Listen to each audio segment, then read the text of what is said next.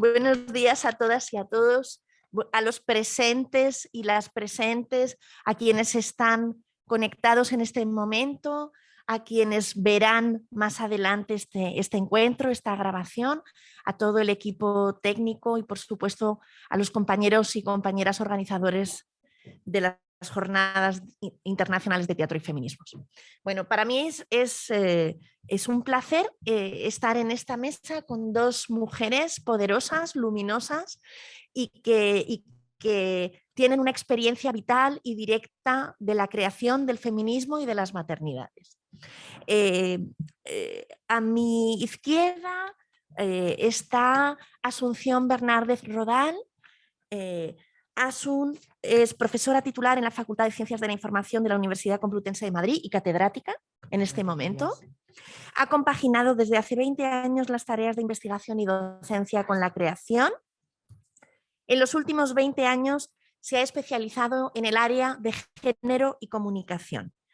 En el año 2018 codirigió el documental Madrid visto por ellas, realizado con el programa de ayudas a la creación del Ayuntamiento de Madrid. Ha codirigido con Andrea Gautier y Capi Corrales este proyecto. También en el año 2018 estrenó la obra Rosario de Acuña, Ráfagas de Huracán, en el Centro Dramático Nacional. En el año 2012 codirigió y escribió el guión del vídeo El vestido zombie, el traje de novia, un signo entre la vida y la muerte. Un trabajo que toma como elemento simbólico el traje de novia, su historia, su significado y su representación en la cultura actual para hablar de la pervivencia de los símbolos en las prácticas culturales.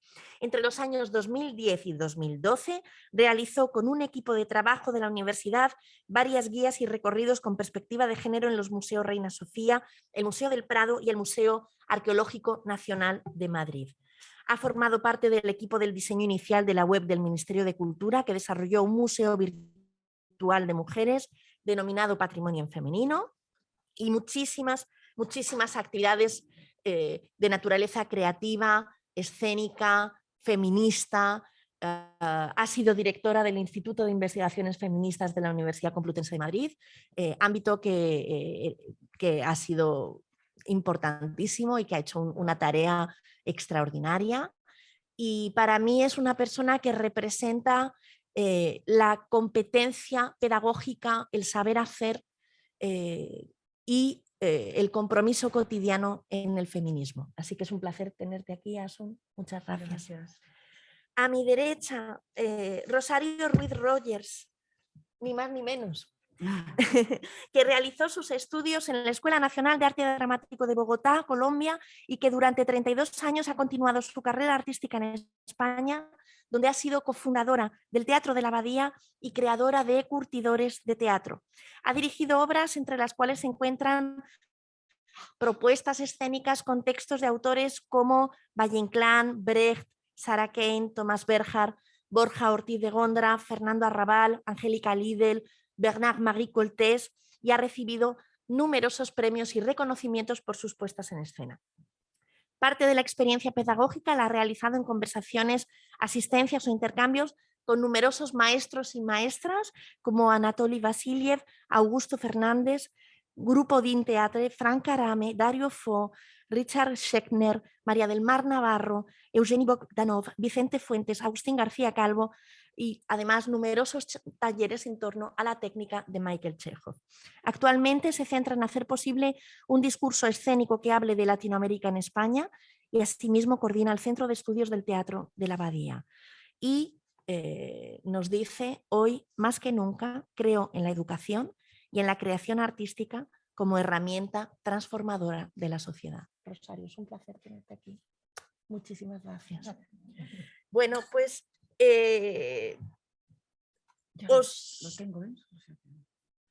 os voy a proponer el siguiente modelo de encuentro con Asun, con Rosario, que sería el siguiente.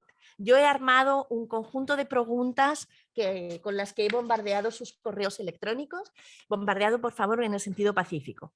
Y ellas han tenido además la enorme generosidad de hacernos unos aportes, de traernos una serie de materiales que nos quieren compartir. Entonces, si os parece, vamos a dar paso a las intervenciones de cada una de ellas y después hacemos un poco también recogida de estas preguntas e invitamos al público en línea y presencial a que todas aquellas preguntas que tengáis o que queráis plantear las hagamos al final. Tenemos tiempo de sobra para que todas las voces sean escuchadas y para que todas las intervenciones se pongan en juego. ¿Os parece? Sí. ¿Está bien? Pues si os parece, Asu, empezamos contigo en este arranque sobre las maternidades y especialmente, tú has trabajado especialmente todo lo que tiene que ver con las madres sacrificiales y por tanto el tratamiento en las ficciones de un cierto concepto de personaje femenino que aborda la idea de maternidad. Asu, cuando tú quieras. Muchísimas gracias, Itziar. Rosario, es un placer estar con vosotras aquí y muchas gracias por las personas que asistís al evento. Y bueno, yo quisiera hablaros, efectivamente he trabajado sobre todo en tema de cine, en teatro luego lo comentaremos también, he escrito una obra que hicimos una lectura dramatizada sobre, no específicamente sobre el tema de maternidades, pero sí que trata la maternidad, que si queréis luego lo podemos comentar también. Bueno, mirad, yo os cuento que el tema de las madres, primero, es curioso que en la literatura, por mucho que parezca que hoy día está muy presente, en la historia de la literatura el tema de las madres se ha tratado muy poco, ¿no? Y es una... y esto, bueno, pues la gente que trabaja en crítica literaria se sabe que la figura de las madres no ha sido nunca una figura como especialmente tratada como sujetos principales de textos. Pero sí es verdad que en la época contemporánea todo lo que han sido los medios de comunicación, en cambio, curiosamente, y desde hace a lo mejor, yo diría que 40 o 50 años, el tema de las madres ha tenido una presencia muchísimo más importante, ¿no? Si me podéis poner la número 1, empezamos la presentación por ahí, ¿sí? Esto sí, vale, porque así me voy orientando un poquito mejor. Bueno, entonces es curioso que yo creo que el desarrollo, una hipótesis es que el estudio de las madres y la presencia de las madres como figuras principales se va a producir solo en la medida en que la teoría feminista se va desarrollando. Es decir, que por ejemplo la segunda ola de feminismo, que tiene lugar a finales de los años 60-70, a partir de ahí es cuando las madres entran en escena de una manera completamente nueva. Nosotros trabajamos en parte del trabajo que he hecho, hicimos un análisis sobre, y seguimos trabajando en el tema en la actualidad, sobre todo con Nacho Moreno, con Ignacio Moreno, que es un investigador también de la universidad. Entonces hicimos un artículo, un texto en conjunto, porque yo la verdad que me quedé, no sé si habéis visto Lo Imposible, de Bayona, en el año 2012, durante 5 o 6 años fue la película más vista en la historia del cine español, ¿vale? O sea, sí, una película que tuvo un éxito de público importantísimo. Yo os digo que, claro, mi trabajo se basa sobre todo, mis análisis, en el mainstream, ¿de acuerdo? Es decir, en lugar de tomar como objeto de estudio, que los hay, obras interesantísimas pues, de teatro o de cine que tratan la maternidad desde otros lugares, yo siempre me pregunto por qué ciertos productos tienen éxito de público, ¿no? Y decir que porque tienen mucho marketing o mucho dinero casi nunca me convence del todo, porque pienso que una obra que tiene éxito al final es porque conecta de alguna manera con una serie de preocupaciones o de temas colectivos que están en lo social, ¿no? Entonces, para mí, estos productos devaluados del mainstream, ¿no? Que se dice que, bueno, que son muy simples y muy tontos y tal, para mí tienen, ya os digo, son mi objeto de estudio fundamental, sobre todo por eso, ¿no? Porque nos están hablando de nuestra sociedad contemporánea. O sea, que no niego la comercialidad, el dinero que puede haber en un marketing, todo lo que hay alrededor, pero bueno, son productos a los que me dedico básicamente a estudiar. Sí, podemos pasar la siguiente, sí, pasamos. Diapositiva. Sí. Bueno, os voy a hablar, y si me alargo mucho, Itziar, tú no te cortes, que yo soy una muy pesada, claro. Entonces me lo podéis decir, ¿eh? Os voy a hacer una pequeña introducción teórica sobre maternidad y feminismo. voy a hacer un análisis de Lo imposible y un poquito más rápido de Mama, que es una película que a mí no me gustó nada especialmente, no sé si la habéis visto también, pero son dos ejemplos de cómo se trata esta figura de la madre sacrificial en el cine, por qué se forma y por qué, básicamente, por qué tiene éxito. ¿Sí pasamos? Sí. Sí.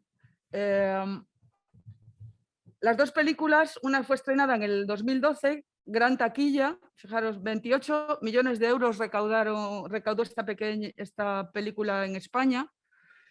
Y bueno, por daros datos sobre cine, sabéis que creo que a los datos que he visto últimos, ninguna película hecha por una mujer, no sé, la última de Iciar Bollaín, ha recaudado más de 1 millón de euros. Solamente hay una. Quiero decir que esto estamos hablando de un cine hecho por varones. El cine mainstream es hecho por varones con las claves de si queremos, de la masculinidad y demás, ¿no?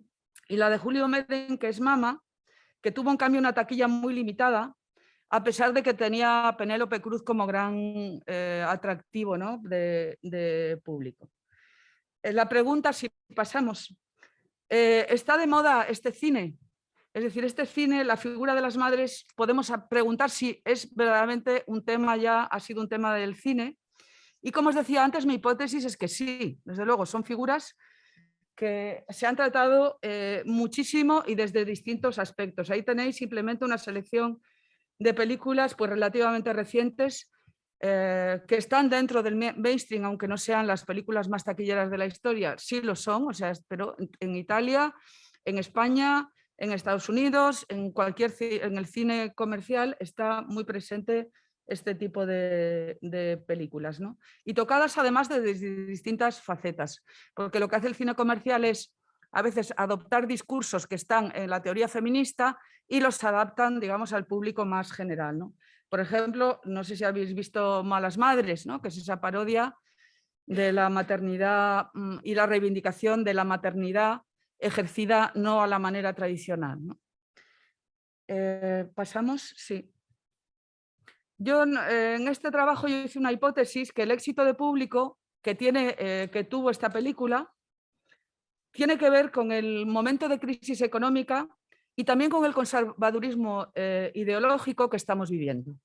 ¿De acuerdo? Es decir, que cuando hablo de periodo de crisis, hablamos este periodo que arranca en el 2008, que sabéis que cuando parecía que estábamos tocando el final de la crisis, otra vez nos ha venido el tema de la pandemia, con lo cual esto que decían ya los teóricos marxistas de que el capitalismo se explica solo y pervive solo a base de crisis, ¿no?, pues ya parece que se ha convertido en una cosa permanente y casi funcional al sistema. Yo creo que tienen éxito porque nos muestran esa fragilidad, desde luego, del bienestar de las sociedades desarrolladas y relacionándolo con esa maternidad sacrificial. Es decir, que la maternidad podemos pensar que se convierte en ese símbolo de la fragilidad de los cuerpos y en las vidas contemporáneas. Porque claro, esto es muy contradictorio. Vivimos en un tiempo en que se habla de poshumanismo, ¿no?, por ejemplo. Hablamos de poshumanismo, ahí tenéis al gran Harari con su éxito enorme de libro, que fue Sapiens, y después se mete por la vía de decir, bueno, es que tal vez la humanidad tiene que traspasar la frontera de los cuerpos y todo esto. Bueno, este debate sobre el transhumanismo, sabéis que en el feminismo no ha tenido demasiado éxito y verdaderamente nos plantea hasta qué punto dejar los cuerpos, ¿no?, dejar los cuerpos materiales de la gente es un camelo que se nos está presentando a la humanidad, ¿no? Y todas estas estrategias se hacen a través del cuerpo de las mujeres, sobre todo. Pero bueno, luego os comentaré alguna cosa más sobre esto. Entonces, es esta paradoja, mientras que aparece que los cuerpos ya son cuerpos artificiales, no sé qué, también gusta este espectáculo de la fragilidad. ¿Pasamos? Sí. Bueno, sabéis que, por hacer un poco de historia, las madres en el cine contemporáneo tienen una historia muy, muy larga. Tenéis ahí también varios títulos, ¿no?, desde Terminator, que está mal escrito, por cierto. Sí, está escrito a la española total. En fin. bueno, pues ahí tenéis la semilla del diablo, desde luego Psicosis, ahí tenéis toda una batería de madres de todo tipo y manera, porque parece que esta figura de la madre sí que ha transitado como todos los modelos de mujeres generales que ha habido, por ejemplo, la figura de la mujer guerrera, que es una de las figuras que surgen en el cine a partir de los años 80-90, pues incluso la tenemos, una de las primeras es esa figura de la madre. Y es curiosa la asociación, siempre que hablamos de mujeres, al final como que acabamos en el tema de la maternidad. No sé si habéis visto la serie Girls, que de tantísimo éxito, por ejemplo, que Girls, que fue muy conmovedora cuando para el feminismo, porque había mujeres que no eran guapas, que no hablaban de historias heroicas, no sé qué, acaba siendo madre. Bridget Jones acaba siendo madre, acaban haciendo madre. Es decir, parece que hay en el mainstream toda esta cosa de, incluso aunque sean figuras que como que transgreden los límites convencionales de femeninos, como que siempre está este tema de la maternidad por detrás como un tema interesante a tratar con las figuras, ¿no? Otra cosa es decir, si cuando se trata las convierte en figuras como más objetos de dominación o las libera. Pero bueno, eso es una cosa que lo vamos a dejar un poquito por encima. ¿Pasamos? ¿Otra? Sí. En la cultura popular, que llamamos esta cultura mainstream, también tenemos que pensar que la maternidad, desde luego, está atravesada, como os decía antes, como por todos los temas de las figuras de mujeres. Son temas que están pensados, que tenemos que tratarlos ya como desde la interseccionalidad, porque tenemos que ver ya elementos de raza, de clase, de la sexualidad, el estatus marital que aparentan, ¿no? Y estos modelos de madres interactúan entonces con ideas como más generales sobre la ciudadanía, el parentesco, los cuidados o la feminidad. No sé si habéis visto esta película, porque es una película que se vio mucho y es muy interesante, porque es una película, Imitation of Life, que os acordáis que es la historia de una madre negra que tiene una hija blanca, y la hija blanca, la madre es criada, se intenta integrar en la vida de los blancos y al final es una tragedia para ella, ¿no?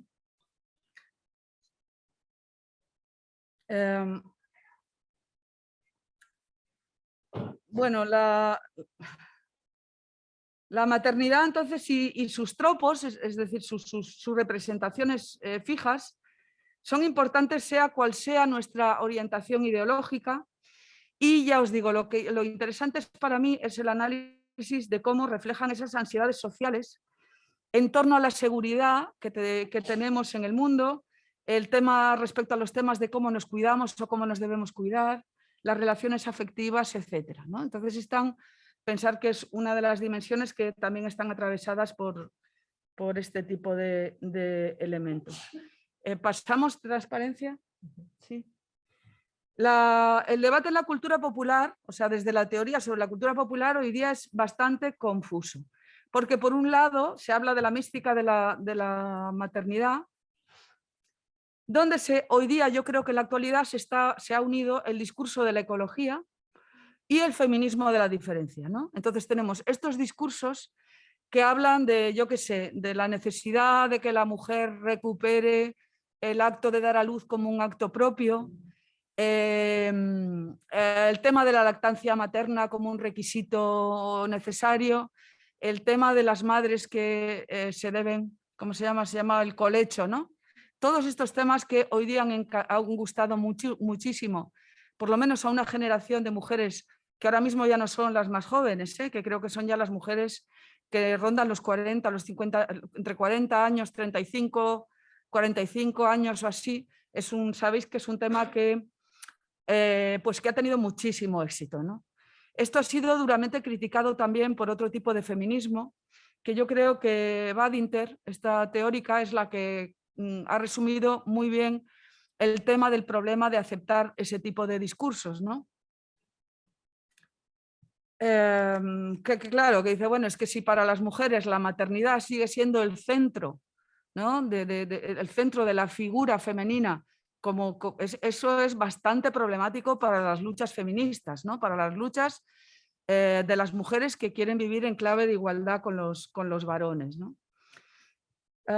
Claro, todo esto hoy día se ha complicado incluso más, ¿no? Porque hoy hablamos de maternidades totalmente desvinculadas del cuerpo femenino, ¿no? Es decir, hoy podemos hablar de madres, pues eso que se llama de la maternidad subrogada o los vientres de alquiler, para ser más precisas, ¿no? Otras formas de maternidad, que es el tema de asumir, en todo caso, vamos a decir, niños o niñas que han sido paridos por otras mujeres por distintas circunstancias, lo que sea. Entonces, bueno, el debate va hoy también un poco por ahí, ¿no? Y todo esto tiene sus complejidades y sus no resoluciones, ¿eh?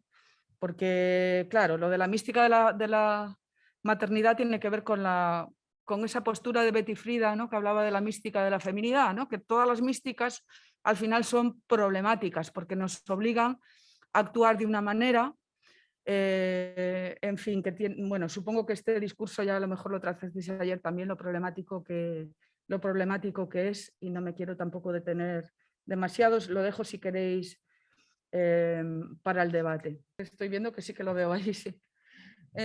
Vamos a ver, en la cultura popular, desde luego las madres se han tratado de una manera binaria, porque siempre los medios, bueno, la cultura popular es muy dicotómica, ¿no? Lo blanco, lo negro, los buenos, los malos, los simpáticos, los antipáticos, todo es un binarismo, porque la estereotipación es necesaria en los medios, ¿no? O sea, en los medios públicos al final.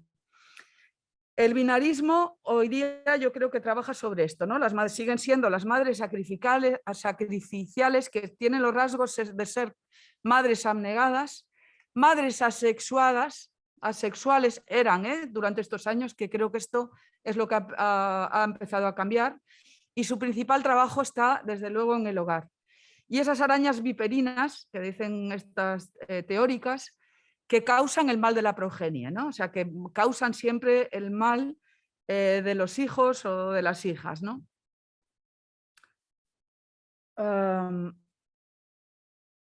Bueno, es un esquema muy sencillo, lo pasamos. Y hoy día la novedad, tal vez, según algunas teóricas, es que hoy están surgiendo nuevos modelos que son esto que llaman madres aberrantes, ¿no? No madres negativas, sino que son nuevos modelos que son como modelos intermedios, que no son ni ese ángel del hogar, ni tampoco esa madre destructiva, y que se dan sobre todo en las series de televisión, porque las series de televisión, sabéis que en las series de televisión la verdad que hay más ideas, es más fácil encontrar discursos más progresistas, más pegados a las teorías contemporáneas y demás, ¿no? Son madres que no son heroínas, tienen estos rasgos, que muestran su sexualidad, que no tienen muchas habilidades para los cuidados, pero que no son castigadas en la ficción, que esta es la característica de las madres aberrantes. ¿Vale? En este sentido, el cine es más conservador que las series, como os digo. Es más difícil encontrar estos modelos en el cine. Tenéis estos ejemplos, no sé si habéis visto Mom, algunos capítulos de Mom, que es una serie ya que todavía se sigue emitiendo porque ha tenido un éxito enorme, que tiene su lado muy patriarcal, pero también tiene un lado muy interesante. Por ejemplo, es el caso, sabéis que son, bueno, pues una madre y una hija que han sido adictas. ¿Lo habéis visto? Sí. Han sido adictas y tienen un grupo de mujeres que están en centros de estos de alcohólicos anónimos, y por ejemplo la que liga es la madre, la que tiene vida sexual es la madre, la que es incapaz de ligar es la hija joven, es torpísima, nunca encuentra el lugar, el novio, la pareja que quiere, en fin. Son madres aberrantes, o en el caso de Aida también tenemos un poco esa duplicidad, ¿no? Y que son modelos muy interesantes, la verdad, porque ya os digo, sobre todo no están... lo pasamos. Pasamos la transparencia, así que se me olvidó poner la imagen. Vale. Bueno, y este es un poco el panorama, yo creo, que cómo se ha dibujado en la actualidad, ¿no? Esos tres modelos que empiezan a convivir. Vamos a ver en el caso de lo imposible, pasamos la transparencia, porque a mí, cuando vi lo imposible, y vi el éxito que estaba teniendo de público, la verdad que me conmovió muchísimo porque la vi y dije, pero ¿cómo es posible que esto guste a la gente? Ya os digo, para mí fue un impacto visual porque cuando leía las críticas de Lo imposible, solamente leía, sobre todo se espectacularizó el tema de que era una historia real. Bueno, las historias reales en el cine no existen, o en el teatro existen relativamente, porque sabéis que todo, desde luego, son creaciones, ¿no? Son recreaciones de un elemento real, pero que desde luego están montadas y hechas de una determinada manera, ¿no? Digamos que el relato de cómo estaba construida esta película, también me llamó la atención que en las críticas cinematográficas no se aludía a ello, solo se aludía a el tema de la realidad, ¿no? Porque además la mujer que había vivido esta experiencia del tsunami, Bayón, ¿no? Esta señora se hizo como muy portavoz de la historia real y era la que salía sobre todo en medios. No se entrevistaba tanto ni siquiera al director, ni a los críticos o las críticas literarias, sino que esta imagen de la realidad había traspasado, digamos, el aparato crítico, o se había comido como el aparato crítico de la película. Sí, pasamos la transparencia. El argumento, si lo habéis visto, es un matrimonio español que se va a pasar unas vacaciones a Tailandia, al típico complejo hotelero, y entonces ahí fue el momento que se produjo el tsunami y la película cuenta sobre todo, la familia se separa y el filme lo que cuenta es la historia de la madre con el hijo pequeño. Al padre lo perdemos con el hijo grande en la narración y es la lucha de esta mujer con su hijo para conseguir sobrevivir, ¿no? Sí, lo pasamos. Bueno, para hacer la crítica de esta película, las películas es muy importante pues encuadrarlas dentro del género, porque quieras que no, nosotros vemos el cine siempre encuadrado en géneros, ¿no?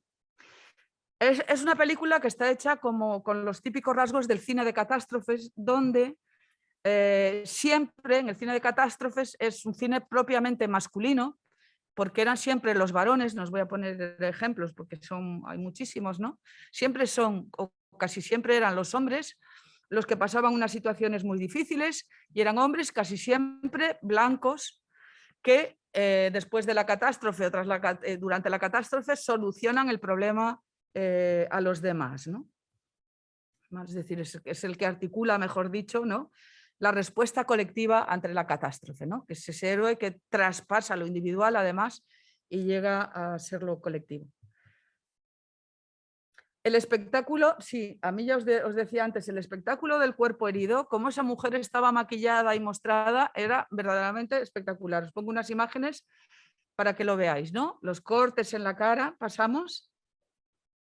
Todo el rato era desde que si pasamos transparencia, desde que empieza la película, tenemos el cuerpo de esa madre que cada vez está resultando más herido, primero una pierna, luego se hiere en el pecho, luego es todo el rato el barro, esa producción, ¿no?, de imágenes de la madre herida. Sí, pasamos otra. Vale, pasamos otra. Sí, entonces mi hipótesis ante esta representación femenina, esa heroína, porque ella está contada como una heroína, pero ya no es el héroe blanco luchador, es la madre que lucha, pero es una madre, ya os digo, muy conservadora en este sentido, ¿no? Os decía antes, es el espectáculo, yo creo que representa el espectáculo de la fragilidad del bienestar en esos años.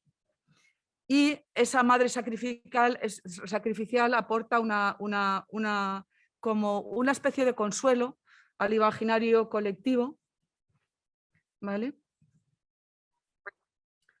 ¿Y por qué aporta bienestar? Bueno, pues nosotros lo que hicimos fue analizar esa relación de por qué tranquilizan las películas de catástrofes y lo relacionamos también con el estereotipo de la mater dolorosa, ¿no?, que es un estereotipo de mujer religiosa. Entonces, para resumir, nos basamos en dos tradiciones, ¿no? El cine de catástrofe y también muy importante, es el cine de catástrofes, pero ojo, también el melodrama. Dentro de los melodramas es donde verdaderamente se ha desarrollado más en la historia del cine las malas madres versus las buenas madres, ¿no? Badinter, que es esta teórica que habla sobre la maternidad, ya os digo, en los últimos años ella decía que se había producido una revolución silenciosa que había vuelto a la maternidad como el centro del destino femenino, ¿no? En el fondo ha sido como un mecanismo muy conservador el tratar a las madres desde esta forma del feminismo que se llamaba antes de la diferencia. Es una manera de meter a las madres dentro de esos elementos tradicionales y convencionales. Bueno, en el cine respecto al cine de catástrofes, sí pasamos muy rápido. Os decía antes, siempre eran historias de señores que rescatan y están en el cine sobre todo desde los años 70. Es un género que se inventa en la crisis, a partir sobre todo de la crisis del petróleo de los años 70, pues es cuando surge este tipo de cine con mayor fuerza. Ahí, bueno, os dejo aquí alguna referencia por si os interesa. Pasamos la transparencia. Ahora estamos emprendiendo también, vamos a hacer un libro sobre cine y ecología, que es en el que estoy trabajando ahora mismo. Pues es curioso también cómo esta idea de la catástrofe, veis cómo también está metida ahora mismo en la fragilidad que notamos contemporánea, que es el tema de la ecología, ¿no? El tema del colapso, todo esto que está en el debate social ahora mismo, y que está, desde luego, desde los orígenes ya del cine de catástrofes, está muy tratado. A mí me interesa muchísimo este tema, porque creo que el cine, por primera vez en la historia del cine, no hay una resolución, no hay una manera de hablar del desastre ecológico desde las claves convencionales. De hecho, no hay un cine que dé soluciones como positivas desde la ecología. Es decir, tenemos muchísimos documentales, pero no tenemos muchas películas que desde la positividad de la ecología se planteen salvar al mundo. Fijaros en la película No mires arriba, que habla de ecología, ¿no? El tema es que habla de ecología, pero no habla de ecología, habla de que llega un meteorito y qué hacemos con el meteorito. Se plantea esa imposibilidad en el fondo de narrarnos lo que nos está pasando y soluciones desde lo que estamos viviendo ahora mismo, que estamos percibiendo ya, que ya lo percibimos, el calentamiento global, el desastre de tal. Todo esto es como una manera de no contarlo, ¿no? También os digo que esta película de lo imposible al mismo tiempo está hecha como con claves cinematográficas del cine de catástrofes total, ¿vale? Bueno, pasamos a la siguiente. ¿Sí? En este cine de catástrofes, lo que ocurría en el cine tradicional era que las mujeres iban perdiendo importancia. No era que no estuvieran en las narraciones, ¿no? Sino que, si os acordáis de la película Armagedón, que también se vio muchísimo, es un ejemplo, ¿no? En el que el padre se sacrifica al final haciendo estallar el meteorito y no sé qué. Había una científica que era su hija y no sé qué, pero siempre son mujeres que acaban como aparcadas, ¿no? Son ellos los que al final acababan con la resolución de este conflicto, con lo cual como que se daba un fortalecimiento siempre de la familia tradicional, de la familia convencional, ¿no? Entonces, ese era un poco el esquema convencional, ¿no? Pasamos, ¿sí? Entonces, ¿esto qué resultaba? Bueno, que en el fondo este tipo de películas eran películas muy conservadoras, porque en el fondo lo que hacían era mantener el status quo personificado en ese individuo y en la familia natural, ¿no? Entonces eran películas o historias que en el fondo eran, pues eso, espectáculos moralizantes, ¿no? En esto sabéis que el cine americano son completamente conservadores. Siempre la familia es ese elemento. Bueno, luego hay mucho cine alternativo, desde luego, pero ya os digo que no me recreo yo en esto, ¿no? Bueno, pasamos.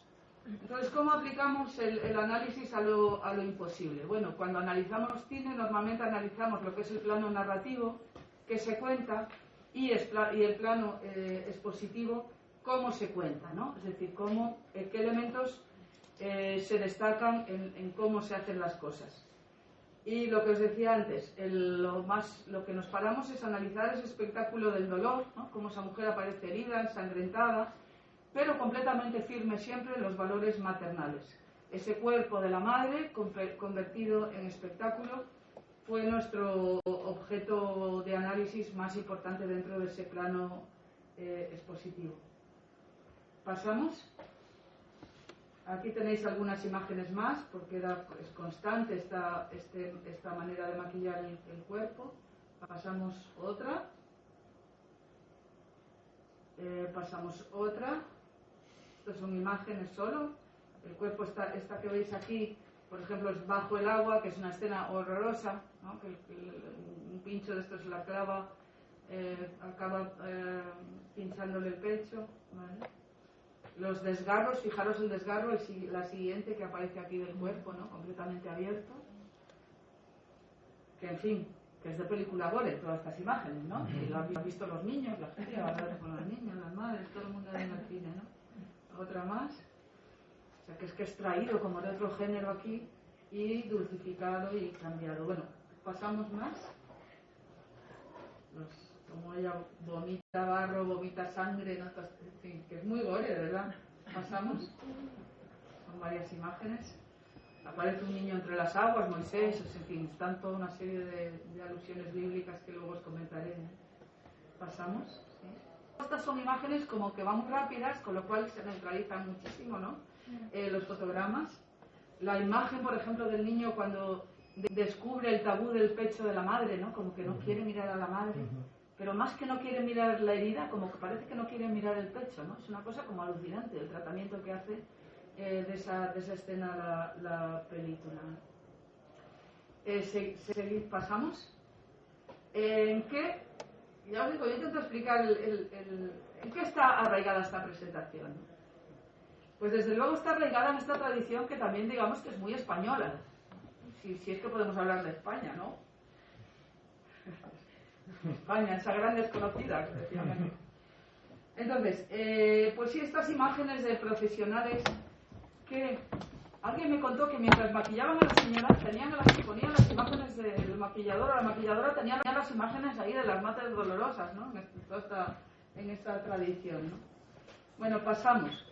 Es una tradición que no está de siempre, dentro de la cultura cristiano-católica.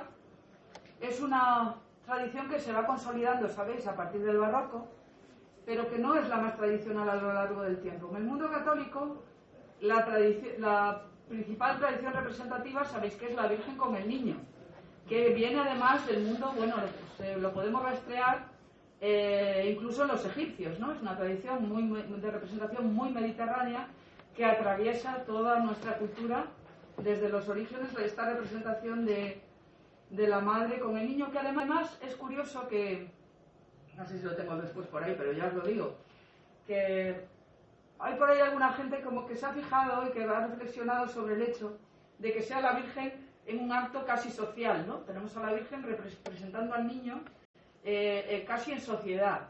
Enseña qué bonito es, qué espabilado está, con el pajarito, todas estas representaciones que hay. Pero hay muy pocas representaciones en nuestra cultura de la Virgen en el parto. Por ejemplo, el parto de la Virgen, los dolores de la Virgen de parto, todo eso está completamente ignorado. Sí hay representaciones de cuándo nace la Virgen María, curiosamente, pero no de la Virgen María dando a luz, que eso también es una elisión bastante representativa, ¿no? En cambio, las Mater Dolorosas siempre están pasadas por el sufrimiento que causa la muerte del hijo, ¿no? La Virgen sufriendo por la muerte del hijo, asociadas con la crucifixión, ¿no? ¿Pasamos? ¿Sí? Hay algunas vírgenes, sabéis, de parto en nuestra que son bien interesantes. En Italia hay bastantes y yo creo que en España hay poquísimas, ¿no? Hay muy pocas vírgenes de las iglesias, muy pocas iglesias que tengan estas advocaciones.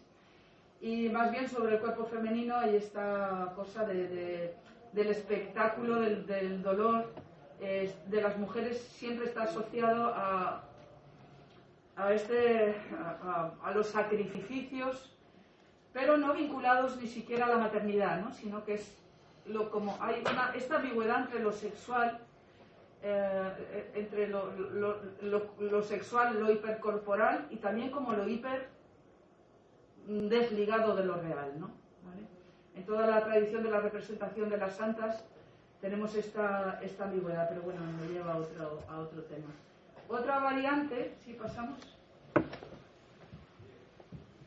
desde luego es un tema que viene de la Edad Media también, desde el siglo XIII, y también viene desde el origen de parirás a los hijos con dolor, ¿no? Esta es una cosa, esa maldición bíblica que y además los hombres se someterán, porque eso en la segunda parte nos olvida, ¿no?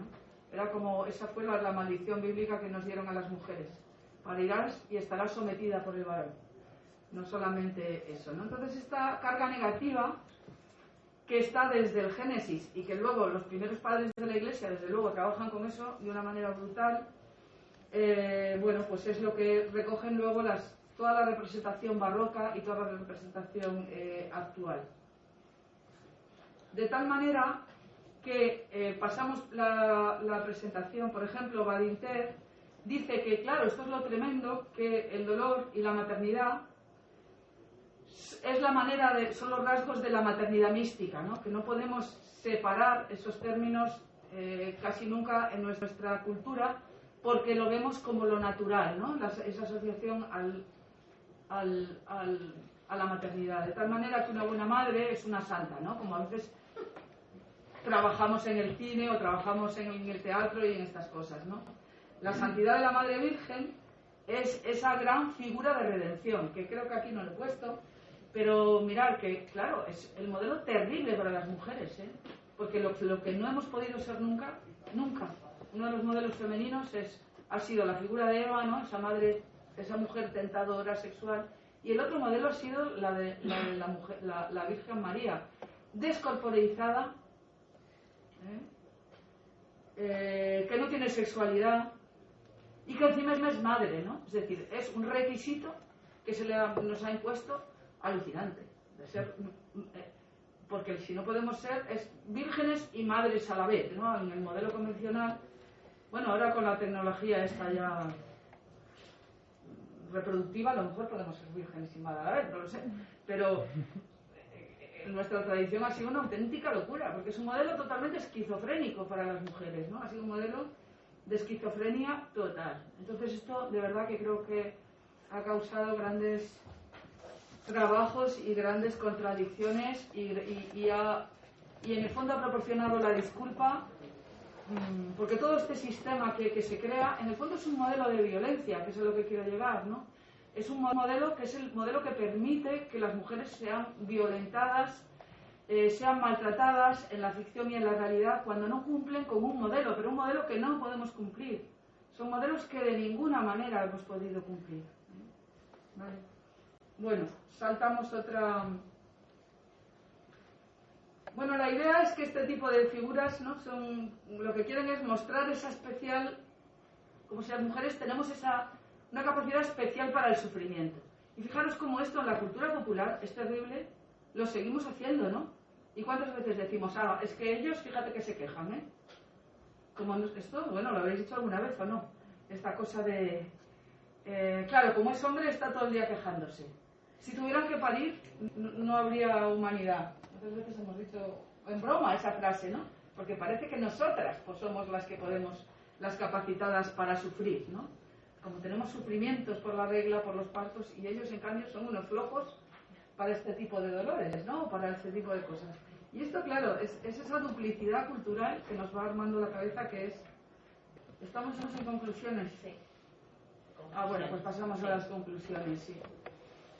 En esta película, claro que vimos, por ejemplo, vimos cómo se daba una elisión total de las víctimas asiáticas, ¿no? Era una película que de repente todo el sufrimiento de la gente que sufrió el tsunami en su propio país, ahí simplemente aparecen como carretilleros que llevan cosas, o sea, está centrada totalmente en el sufrimiento de esa señora blanca. Esto que hay una fabricación de la víctima subalterna total, ¿no? ¿Vale? cuando se centran las historias tanto en personajes concretos, hay una pérdida del proceso colectivo, ¿no? De que esto se daba en las películas de catástrofes también. Se dan muy pocas explicaciones de lo ocurrido, se evitan las narrativas negativas y proporcionan un elemento de identificación que está claramente anclado en nuestra cultura occidentalizante, ¿no? De una manera muy clara. En esta película, además, hay un castigo a la figura de la madre, porque, bueno, cuando lo analizamos vimos, en las películas de catástrofes, normalmente, tienen un esquema que es muy fijo, ¿no? Que es que tenemos a alguno de los personajes que ha hecho algo mal, o piensa que ha hecho algo mal, ¿no? El padre que abandona a los hijos, la madre que se ha ido de fiesta y los ha dejado a los niños solos. Hay un elemento que pasa siempre de que ocurra la desgracia. En esta película, la escena antes de que ocurra la desgracia es la madre que le está diciendo al padre: oye, que tal vez podíamos volver a España, bueno, podemos volver a nuestro país, porque es general, no dice España, y yo, que soy médico y he dejado mi carrera por ti, estoy pensando en volver a trabajar. Nada más decirle esa frase, llega el tsunami. O sea, que es que está hecha totalmente, ya os digo, unas claves que tú dices, madre de Dios, cuando te paras a pensarlo, se nos acaba el placer, ¿no? Esta cosa de los análisis feministas que te quitan el placer de disfrutar del mainstream, ¿no? Es así. Pero bueno, es que... Y dicen, bueno, pues esto es lo que le gusta a la gente. Pasamos la transparencia. Se da una contradicción, pues eso, entre el mundo de lujo y el mundo destruido. Se borran todos los elementos raciales, como os decía antes. Hay un elemento constante de la vuelta a casa, es decir, una especie del paraíso perdido, pero es el paraíso como del bienestar, ¿no? No es, ya os digo, no es un lugar, no es... Bueno, es un mundo en el que es verdad que la gente sentimos que está pasando algo, que no estamos en el lugar que tenemos que estar, ¿no? Y sobre todo, claro, se trata, yo creo que lo que es interesante es que lo que se castiga es como al principio de la película, es esa madre dubitativa. Hay una madre que empieza la película dudando de su propio estatus, ¿no? Cuando llega al hotel, el señor le dice: ¿usted qué es, ama de casa? Y ella dice: no, pero soy médico. Y ella dice: soy médico, pero ahora soy ama de casa. El conserje le dice: ah, la mejor profesión del mundo. Entonces, ella se ve ahí que está dudando de su lugar, de su rol en la familia, y ya os digo, a partir de ahí surge esa catástrofe. Bueno, yo creo que lo demás no os lo voy a contar, porque... o bueno, sí, solamente, pero mirad, no me voy a ni a liar con las transparencias. Yo creo, en definitiva, y la otra película no tiene para mí muchísimo valor, es una película bastante horrible, donde una madre que sabe que tiene cáncer, se embaraza a pesar de todo y da luz sabiendo que se va a morir nada más dar a luz y va a perder la vida. Entonces ya es una figura muy loca, ¿no?, de mujer que muere teniendo un hijo y no sé qué. Entonces, bueno, no tiene mucho interés nada más que se rescaten estas figuras en la contemporaneidad, es bastante alucinante, ¿no? Yo creo que este tipo de figuras hoy día, y un poco para resumir, por un lado ya os digo, intentas rescatar estas imágenes de tranquilizadoras respecto a la maternidad tradicional y conjugan un poco el miedo a los nuevos tipos de familia, las nuevas formas de configuración familiar, conjugan esa inquietud que tenemos, porque existe una inquietud hoy día, ¿no?, en esto de que tenemos que generarnos nuestras propias identidades, tenemos que elegir las maternidades, tenemos que elegir las parejas, cómo, cuándo, dónde, es decir, conjugan el problema que tenemos. Sabéis que en España somos el segundo país de tasas de natalidad más baja en Europa. Es decir, tenemos una tasa de reproducción, ahora me paso la sociología, de 1,1%, me parece que es un disparate. Y entonces, hoy tenemos esa contradicción, ¿no?, entre la maternidad, que ha sido un elemento como de control y dominio de las mujeres para el feminismo, y al mismo tiempo convivimos con los problemas que tenemos ahora para ser madres las mujeres, ¿no? Porque hoy estás con gente de 20 y tantos años, 30 y tantos años, no es que no quieran ser madres, es que ni se lo plantean, ¿vale? Y no se lo plantean por las condiciones sociales y por las condiciones económicas que vivimos, que son una cosa, yo creo, tremenda, ¿no? Entonces, dentro de toda esta teoría, bueno, pues aquí nos la estamos jugando con estos modelos de maternidad.